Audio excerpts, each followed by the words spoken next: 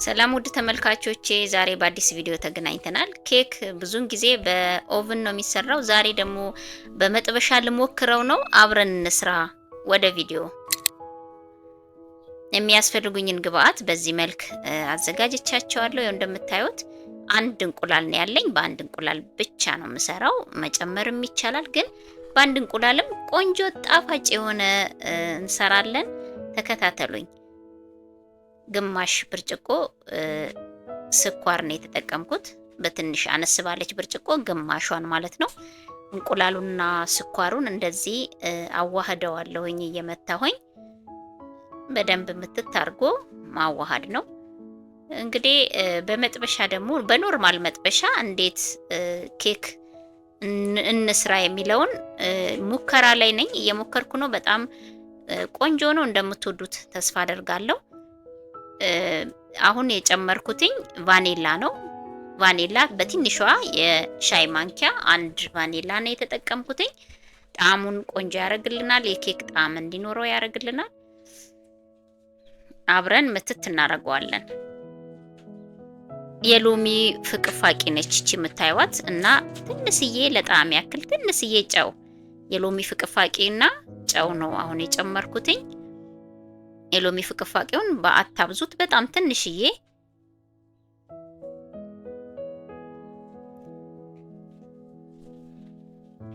ዘይት ትንሽ አንድ 3 የሾርባ ማንኪያ የሚሆን ዘይትን የተጠቀምኩት። 3 የሾርባ ማንኪያ እንደምታዩት ያው አንድ ላይ አብሮ መቀላቀል ነው። ወተት አንድ ስኒ ወተት ጨምር ያለውኝ ቪዲዮ ላይ ስላልገባ ነው። ያው እንደምታዩት ደግሜ እያሳየዋችሁ ነው። አንድ ሲኒ ወተትን የጨመርኩት፣ ግማሽ ብርጭቆ ማድረግ ይቻላል። አሁን እየጨመርኩ ያለሁት ዱቄት ነው። አንድ ብርጭቆ ዱቄት ነው። ሲያንሳችሁ መጨመር ትችላላችሁ። ቤኪንግ ፓውደር 2 የሾርባ ማንኪያ ቤኪንግ ፓውደር ነው አሁን የተጠቀምኩት። 2 የሾርባ ማንኪያ ቤኪንግ ፓውደር። ዱቄቱን ግን እያየን መጨመር እንችላለን። ቀጠን ካለብን ጨመር ማድረግ። አሁን እኔ ጨመር እያደረኩኝ ነው የምጠቀመው። አሁን ይሄ ገና ነው፣ ቀጠን ስላለ እጨምርበታለሁ።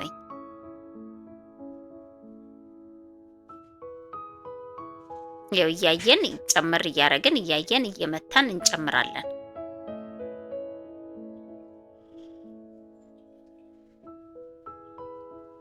ጨርሼ ጨመርኩትኝ። የመጀመሪያ አንድ ብርጭቆ ጨርሼ ነበረ። እንደገና ይሄኛው ደግሞ ሁለተኛው ብርጭቆ ማለት ነው።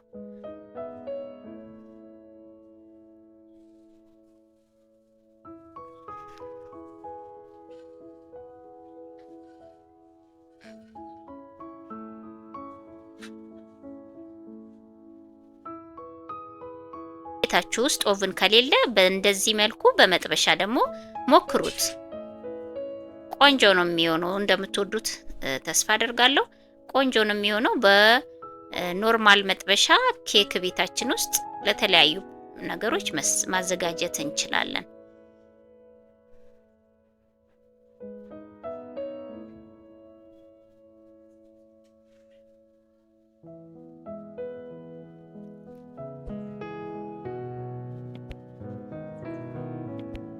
ለመሲ ማጀት አዲስ ከሆናችሁ ሰብስክራይብ አድርጋችሁ ቤተሰብ ሁኑ። ቪዲዮ ከተመቻችሁ ላይክ በማድረግ ቪዲዮ ብዙዎች ዘንድ እንዲደርስ አበረታቱኝ። ይሄው እንደምታዩት ትንሽ ቀጠን እያለ ስላለ ዱቄት ጨምሬበታለሁ። ጓጓላ ነገር መኖር የለበትም። በደንብ መፈታት አለበት ጓጓላው። ቆንጆ ነው። ጓጓላ ካለው ጥሩ አይደለም እና ጓጓላው በደንብ መፈታት አለበት። ምትት ማድረግ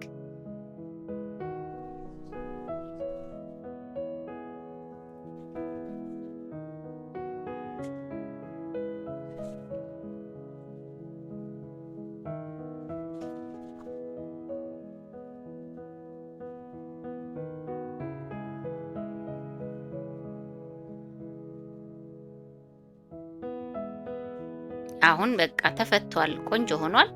መጥበሻዬን እንዳይዝብኝ ትንሽዬ ዘይት በአሸታ አድርገን እናዳርሰዋለን።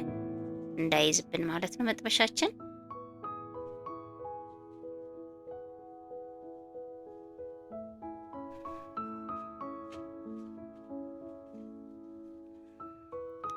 ከዛም በኋላ በክብ የተቆረጠች ወረቀት ታስፈልገናለች።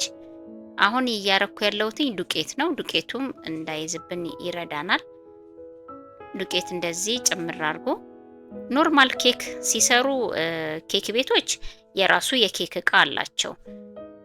የኬክ እቃ የሌለው ሰው ደግሞ በመጥበሻ እንደዚህ መሞከር ይቻላል የሚለውን ለማሳየት ፈልጌ ነው። እንደዚህ በክብ የተቆረጠች ወረቀት እንደዚች እናደርግና በኋላ ስናወጣው እንዳያስቸግረን ወይም ደግሞ እንዳይዝብን ማለት ነው። በላዩ ላይ እንደዚህ ሊጣችንን እናስቀምጣለን። ለመሲ ማጀት አዲስ ከሆናችሁ ሰብስክራይብ አድርጋችሁ ቤተሰብ ሁኑ። ቪዲዮ ከተመቻችሁ ላይክ በማድረግ ቪዲዮ ብዙዎች ዘንድ እንዲደርስ አበረታቱኝ።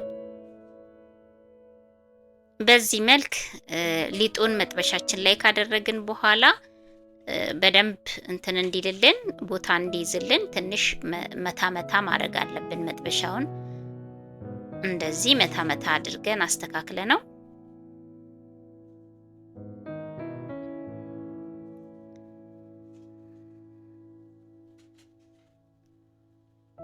ከዛን እሳታችን ላይ እናስቀምጠዋለን። እሳታችንን በጣም ቅንስ አድርገን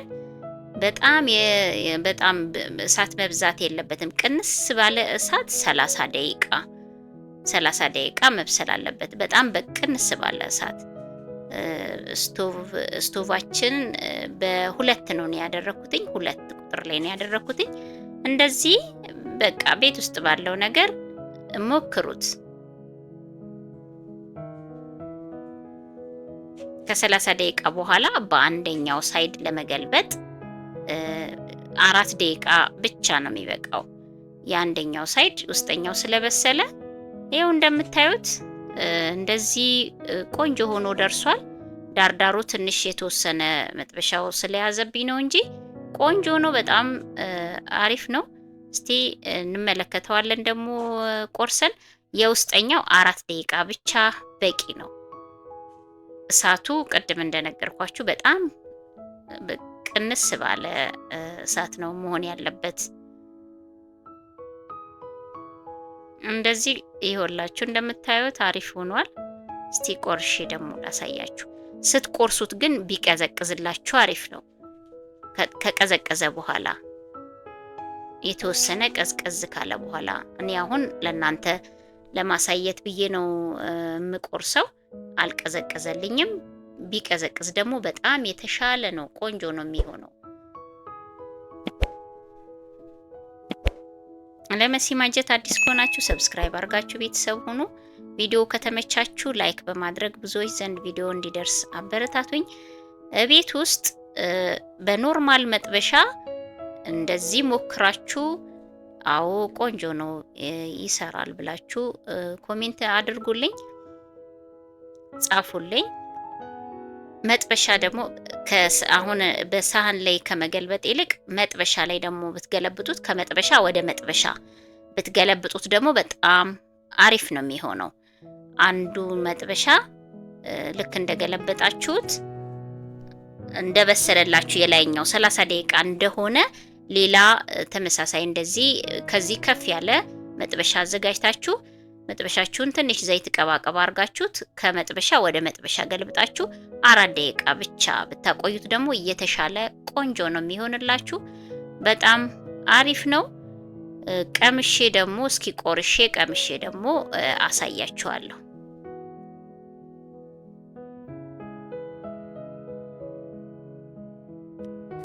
ይሄው እንደምታዩት ቆርሼ ይዤ መጥቻለሁኝ። ቀምሼ ደግሞ እስኪ አሳያችኋለሁ። ይኸውላችሁ እንደምታዩት ቆንጆ ፍርፍር ያለ ነው። በጣም አሪፍ ነው። ፍርፍር ያለ ነው። በጣም ቆንጅዬ ናት። ዋው በጣም ይጣፍጣል። የቫኒላው ጣዕሙ ኬክ እንዲል አድርጎታል። በጣም ቆንጆ ነው። እንደምትወዱት ተስፋ አደርጋለሁኝ። ቀጣይ ቪዲዮ እስክንገናኝ ባይ ባይ።